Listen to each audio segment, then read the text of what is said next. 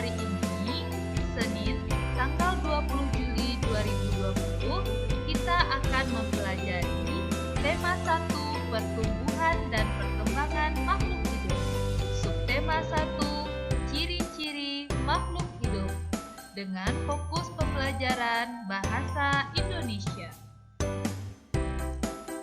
Dengan kompetensi dasar 3.1, mencermati kosakata dalam teks tentang konsep ciri-ciri, kebutuhan makanan dan tempat hidup, pertumbuhan dan perkembangan makhluk hidup yang ada di lingkungan setempat, yang disajikan dalam bentuk tulisan, visual, dan atau eksplorasi lingkungan.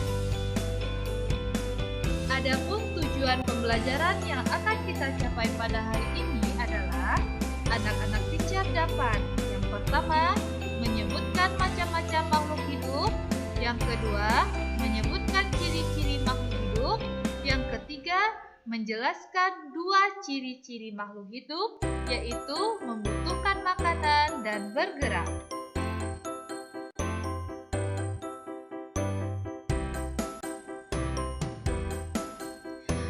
Nah, baiklah anak-anak teacher, topik pembahasan hari ini terbagi atas dua.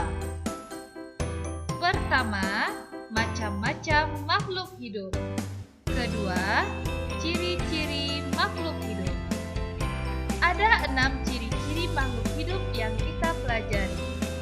Untuk pelajaran hari ini, kita fokus pada dua ciri-ciri saja, yaitu yang pertama, makhluk hidup membutuhkan makanan.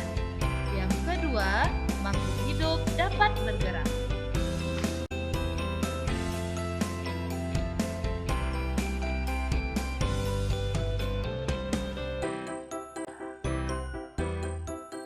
Baiklah, kita masuk pada pembahasan pertama, yaitu macam-macam makhluk hidup.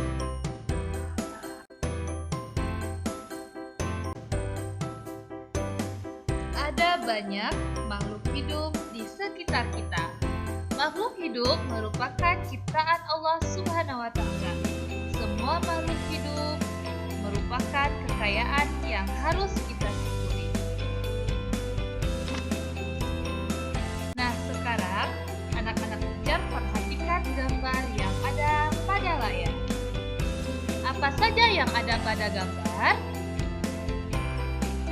Ya, betul. Ada sapi, ada kerbau, ada anak-anak, ada seorang bapak, ada seorang ibu, ada kelinci, ada tanah, dan lain-lain. Apakah yang teacher sebutkan tadi semuanya makhluk hidup? Mari kita bahas apa itu makhluk hidup.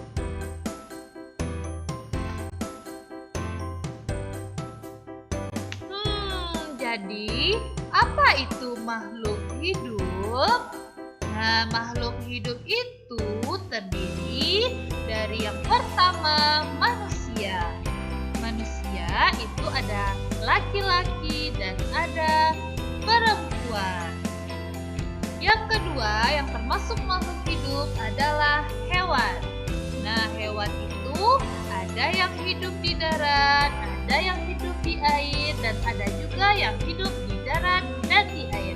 Banyak sekali jenis hewan yang ada di muka bumi ini. Nah, yang ketiga apa lagi? Ada tumbuhan. Tumbuhan juga banyak macamnya ya, anak-anak teacher. Ada bunga, ada pohon, ada sayur, ada buah-buahan, dan masih banyak lagi tumbuhan yang ada di sekitar kita. Nah, jadi apakah tanah itu termasuk makhluk hidup? Nah, berarti jawabannya tidak ya anak-anak teacher, karena dia bukan termasuk manusia, hewan, dan tumbuhan. Jadi pada intinya, makhluk hidup itu terdiri dari 3 saja, yaitu manusia, hewan, dan tumbuhan.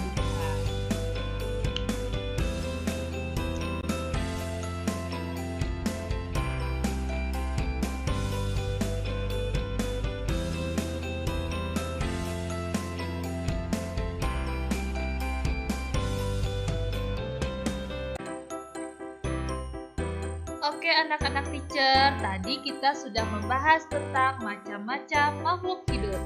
Ada manusia, hewan, dan tumbuhan. Kenapa mereka bisa disebut makhluk hidup? Kali ini kita akan membahas tentang ciri-ciri makhluk hidup.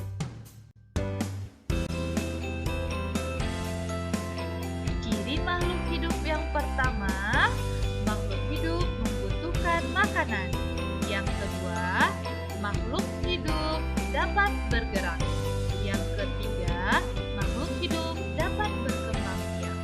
Yang keempat, makhluk hidup dapat tumbuh. Yang kelima, makhluk hidup bisa bernafas. Dan yang terakhir, makhluk hidup peka terhadap rangsangan. Itulah kenapa manusia, hewan, dan tumbuhan disebut dengan makhluk hidup. Karena mereka memiliki 6 ciri-ciri makhluk hidup tersebut.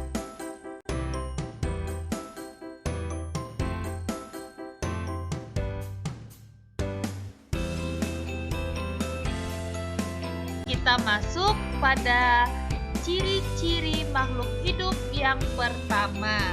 Ciri-ciri makhluk hidup yang pertama yaitu makhluk hidup butuh makan dan minum.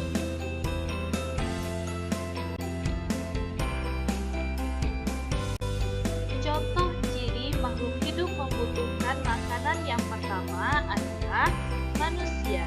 Manusia membutuhkan makan dan minum untuk menghasilkan energi. Nah, sekarang coba anak teacher perhatikan mana yang lebih bersemangat ketika anak teacher sarapan atau tidak sarapan. Pasti anak teacher lebih semangat ketika sarapan. Itu membuktikan bahwa manusia membutuhkan makan dan minum agar memiliki energi dan tenaga. Supaya anak-anak teacher tetap semangat dan berenergi, berarti kita harus memilih makanan yang bergizi, yaitu yang bergizi seimbang, yang terdiri dari makanan pokok, lauk pauk, sayuran, buah-buahan, dan susu.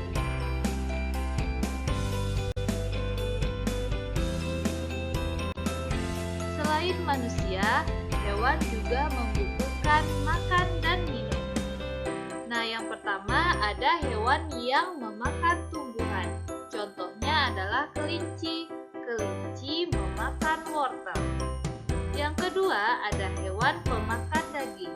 Contohnya adalah harimau. Harimau memakan daging. Yang ketiga ada hewan pemakan keduanya, pemakan tumbuhan dan pemakan daging. Contohnya adalah ayam. Ayam biasanya memakan padi dan cacing.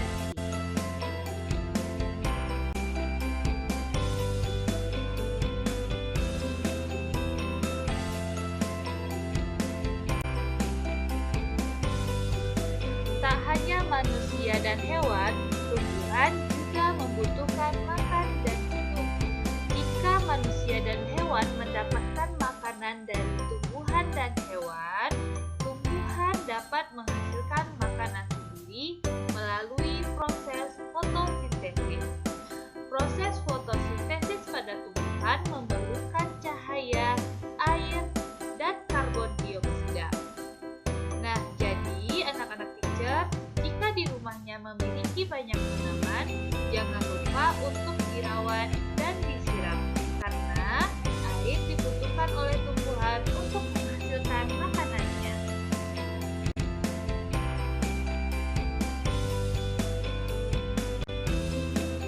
Anak-anak teacher sudah paham dengan ciri yang pertama, yaitu makhluk hidup membutuhkan makan dan minum.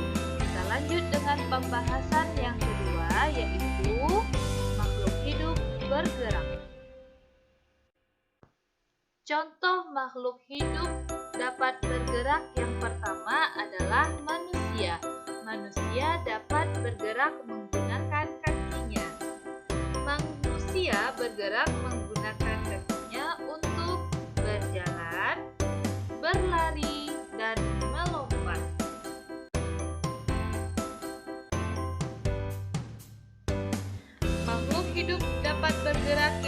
kedua adalah hewan. Hewan dapat bergerak menggunakan alat gerak yang bermacam-macam.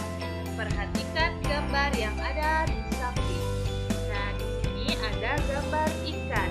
Ikan bergerak berenang menggunakan siripnya. Nah, yang kedua ada burung. Burung biasanya bergerak dengan cara terbang di angkasa. Nah, burung terbang menggunakan sayapnya. Nah, yang ketiga ada hewan cicak. Bagaimana cicak bergerak? Nah, cicak bergerak merayap di dinding menggunakan kakinya. Yang keempat, yang terakhir ada ular. Ular biasanya bergerak menggunakan otot perutnya untuk melangkah.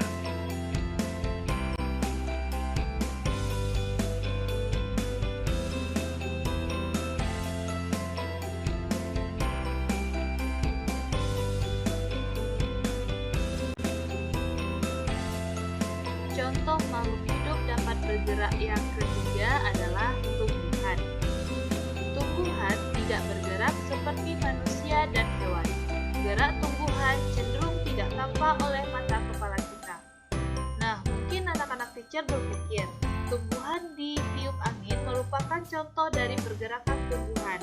Sebenarnya hal itu kurang tepat ya. Contoh dari pergerakan tumbuhan dapat anak-anak teacher lihat di pagi hari, di mana pada pagi hari tumbuhan cenderung mengarah ke arah cahaya matahari, seperti yang terlihat pada gambar di samping, di mana tumbuhan akan mengarah ke arah cahaya matahari. Nah, pada intinya, tumbuhan akan bergerak menuju arah cahaya matahari.